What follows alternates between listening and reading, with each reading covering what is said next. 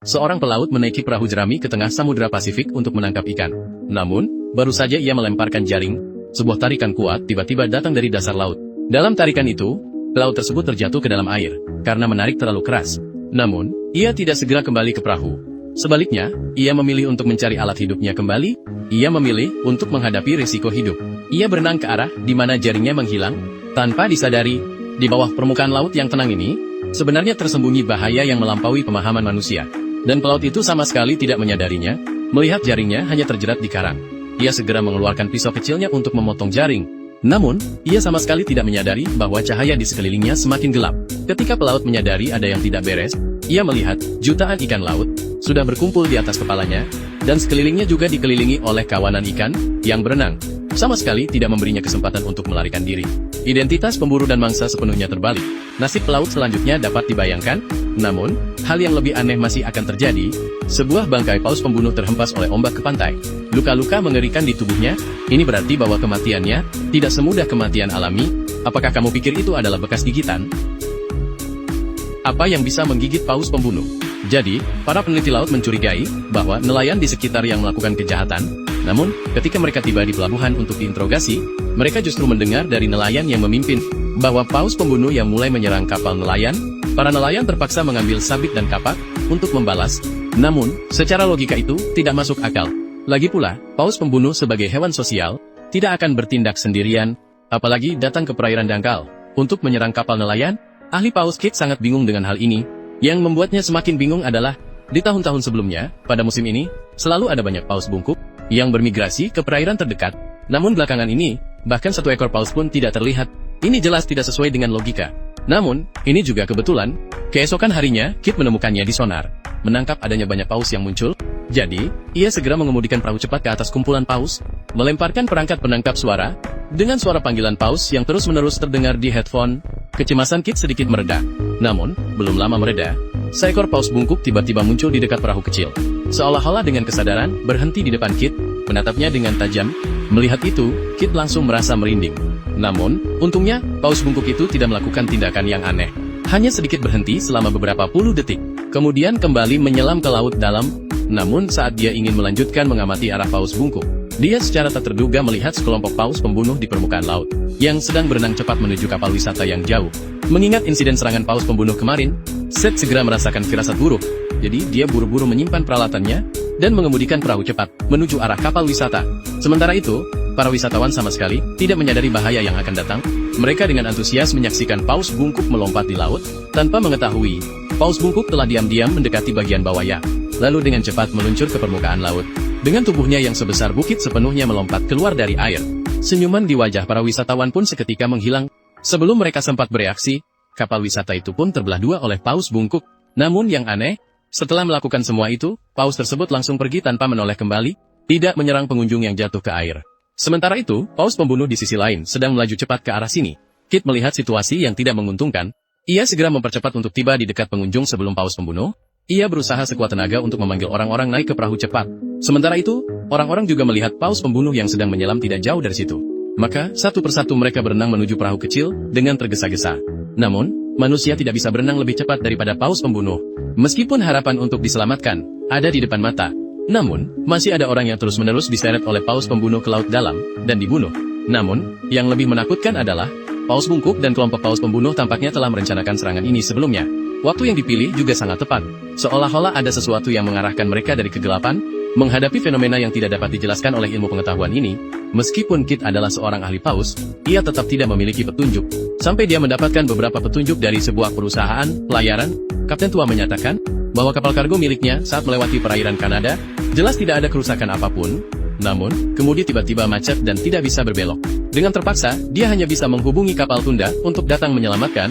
Namun, ketika kapal tunda baru saja tiba di dekatnya, di permukaan laut tiba-tiba muncul dua ekor paus bungkuk. Tanpa peringatan mereka langsung menabrak dan menenggelamkan kapal tunda. Cara mereka menyerang mirip dengan paus yang menyerang Yah. Yang lebih aneh adalah, ketika kapal kargo tiba di pelabuhan untuk diperiksa, ternyata ditemukan bahwa kemudi macet karena terjepit oleh teritip. Namun, sebelum berlayar, bagian bawah kapal masih bersih. Dengan kecepatan reproduksi teritip, itu sama sekali tidak mungkin. Dalam waktu hanya 18 hari, muncul jutaan ekor. Pemahaman Kit kembali terguncang.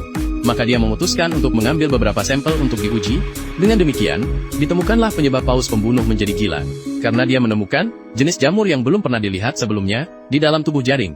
Dengan sikap mencoba-coba, Kit mengawetkan mayat paus pembunuh yang sebelumnya terdampar di pantai.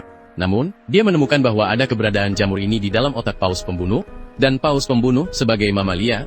Secara teori, tidak mungkin ada jenis jamur yang sama di dalam tubuh krustasea jaring. Dari sini, dapat disimpulkan, Kit curiga bahwa jamur ini menyebabkan jaring mengalami mutasi dan perilaku abnormal paus pembunuh. Maka, Kit mengikuti petunjuk tersebut, berencana untuk mencari tahu dari lokasi serangan paus terhadap kapal nelayan, untuk mencoba menemukan sumber jamur tersebut. Namun, dia secara tidak sengaja menemukan bahwa semua lokasi tersebut terhubung, ternyata adalah jalur migrasi paus, dan sumber jamur pasti berada di suatu tempat di jalur ini. Maka, keesokan harinya, Kit dan yang lainnya mulai melacak kelompok paus bungkuk. Untuk berjaga-jaga, dia sengaja mengambil tindakan saat paus tidur. Namun demikian, menghadapi makhluk besar yang terbalik di laut dalam, perasaan Kit tetap tidak bisa tenang. Setiap gerakan dilakukan dengan hati-hati, takut membangunkan makhluk berbahaya ini. Namun kejadian tak terduga tetap terjadi.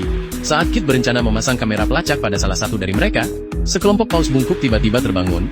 Jantung Kit langsung berdebar kencang. Untungnya, paus-paus itu tidak menyerang Kit, melainkan langsung berenang ke permukaan laut. Rekan-rekan di kapal yang menunggu melihat situasi, segera menyalakan perahu cepat dan bersiap untuk evakuasi. Kit juga dengan tegas melepas semua beban di pinggangnya. Berusaha sekuat tenaga untuk berenang ke permukaan, akhirnya berhasil naik ke perahu cepat sebelum kelompok paus menyerang. Rekan-rekan yang melihat situasi tidak berani menunda, langsung menginjak pedal gas sampai habis untuk melarikan diri dari daerah laut ini. Beberapa hari kemudian, Kit berdasarkan sinyal, menemukan kamera pelacak yang terlepas di permukaan laut. Kemudian, dengan tidak sabar menghubungkan ke komputer untuk melihat. Namun, terkejut menemukan, paus bungkuk tidak berkeliaran, melainkan terus menyelam ke laut dalam dengan teratur. Perlu diketahui, paus bungkuk harus muncul ke permukaan setiap 10 menit untuk bernapas. Jadi tidak mungkin menyelam ke laut dalam. Satu-satunya kemungkinan adalah ada sesuatu di laut dalam yang menarik mereka. Ternyata seiring dengan kedalaman kelompok paus yang terus meningkat, semua orang terkejut menemukan, di laut dalam yang entah berapa meter, ternyata ada seberkas cahaya putih yang aneh, dan juga terus memancarkan suara aneh. Dan ketika kelompok paus mencapai dekat cahaya, mereka berhenti menyelam lebih dalam, diam-diam tetap di tempat seolah-olah menyembah cahaya putih ini. Gambar juga terhenti pada momen ini. Para peneliti yang melihat situasi itu semua bingung, karena menurut catatan sebelumnya, di laut dalam sama sekali tidak ada makhluk yang dapat memancarkan cahaya secara terus-menerus. Apalagi yang bisa mengeluarkan suara dengan frekuensi yang begitu kuat. Dan yang mereka tidak ketahui adalah, beberapa hari yang lalu, kamera baru saja menangkap cahaya putih. Hal yang lebih aneh sudah terjadi sebelumnya. Terlihat air laut di bawah sebuah kapal penelitian laut tiba-tiba mulai mendidih, diiringi dengan serangkaian suara aneh yang seharusnya tidak muncul di dasar laut. Seluruh badan kapal mulai bergetar hebat tanpa henti. Sebelum para peneliti sempat bereaksi, kapal yang utuh itu tiba-tiba tenggelam ke laut. Dalam sekejap, seluruh lembaga penelitian yang menerima berita itu terjerumus dalam kesedihan dan keterkejutan. Yang menyedihkan adalah ada seorang teman dekat di kapal yang telah bersamanya selama bertahun-tahun. Yang mengejutkan adalah, bagaimana mungkin sebuah kapal penelitian besar bisa tenggelam tanpa alasan yang jelas. Hingga semua orang melihat rekaman pencarian dan penyelamatan yang datang dari dasar laut. Mereka baru saja menyadari dengan wajah penuh keheranan, bahtera yang sudah tenggelam di laut dalam dikelilingi oleh lingkaran cahaya putih. Tidak hanya itu, sekitar juga dipenuhi dengan suara aneh yang sangat nyaring. Meskipun profesor tua telah menggeluti lautan selama puluhan tahun, ini adalah pertama kalinya dia melihat pemandangan yang begitu menakjubkan. Belum lagi Kelly, sang pekerja magang yang berdiri di samping. Namun, ternyata penyebab kecelakaan itu justru adalah Kelly. Dia yang kembali sendirian ke pos pantai, menemukan bahwa temannya pernah mengirimkan pesan video sebelum kejadian, dan dia saat itu karena sedang minum di bar, sehingga tidak melihatnya tepat waktu, kehilangan kesempatan terakhir untuk berbicara dengan sahabatnya. Penyesalan dan menyalahkan diri sendiri membuat Kelly tidak bisa melanjutkan menonton. Namun, segera dia menemukan hal aneh dalam rekaman tersebut. Sebelum video terputus, di luar jendela teman, tiba-tiba muncul cahaya putih yang aneh, yang sangat mirip dengan cahaya di dasar laut, dan juga disertai dengan suara yang menyengat. Untuk memverifikasi dugaan dirinya, Kelly mengeluarkan suara-suara aneh dalam video tersebut, dan suara aneh dari dasar laut secara terpisah. Setelah membandingkan track suara, dia menemukan bahwa keduanya sangat mirip. Kelly menyimpulkan dari hal ini, kecelakaan kapal pasti tidak terlepas dari tanda-tanda aneh ini. Jadi, dia segera menghubungi profesor tua untuk melaporkan bukti yang dia temukan, dan kesimpulannya kepada pihak tersebut. Namun, ini jelas melampaui pemahaman profesor tua. Dia yang keras kepala tidak mengakui kesimpulan Kelly, dan tidak percaya bahwa ada fenomena supranatural di lautan yang tidak dia ketahui. Jadi tidak mengherankan jika keduanya terlibat dalam pertengkaran. Akhirnya, mereka berpisah dengan tidak baik. Namun, Profesor Sigu yang mendengarkan mendapatkan penemuan baru. Karena hal ini, setelah pulang ke rumah, mahasiswanya Kit mengirimkan video paus bungkuk kepadanya. Setelah dibandingkan, ditemukan cahaya putih dan suara aneh di dalamnya. Ternyata sangat mirip dengan penemuan Kelly. Setelah diuji, memang demikian. Profesor wanita menyadari bahwa dia telah salah menuduh Kelly. Namun, rasa angkuhnya tidak mengizinkannya untuk mengakui kesalahan. Jadi, Sigu memanfaatkan kesempatan saat pergi ke konferensi laut global untuk menyerahkan video itu kepada Kelly di jalan dan mengakui penemuan pihak lain. Ini juga secara tidak langsung meredakan hubungan antara Profesor wanita dan Kelly. Secara alami, jarak menuju kebenaran semakin dekat. Namun, saat Kelly mengantar Sigu ke helikopter, bencana besar yang belum pernah terjadi sebelumnya terjadi. Karena pria berjenggot yang sedang melakukan eksperimen, tiba-tiba menemukan semua ponsel rekan-rekannya di sekitar tiba-tiba berbunyi serentak. Dengan wajah bingung dia mengambil ponselnya dan melihat, yang terlihat adalah peringatan darurat tsunami, dan di antara 3 lokasi peringatan, terdapat kota tempat Kelly berada. Merasa tidak enak, dia segera menelpon untuk memberitahu pihak lain. Namun Kelly tidak membawa ponsel saat mengantar Sigu. Untungnya, sebelum helikopter lepas landas, Sigu menerima pemberitahuan dari lembaga penelitian tepat waktu. Beberapa menit sebelum tsunami datang, menyelamatkan Kelly dari garis kematian. Melihat pos pantainya hancur dengan begitu mudah, Kelly merasa sangat takut di dalam hatinya. Namun, dia tetap beruntung bisa terhindar dari bahaya. Sementara itu, penduduk kota lainnya tidak seberuntung itu. Pertama, sekelompok besar burung laut berpindah ke daratan dengan panik. Kemudian, pantai mulai anehnya surut. Teman-teman yang berenang saat tsunami tahu, ini pasti pertanda bahwa bencana akan terjadi. Maka orang-orang segera melarikan diri.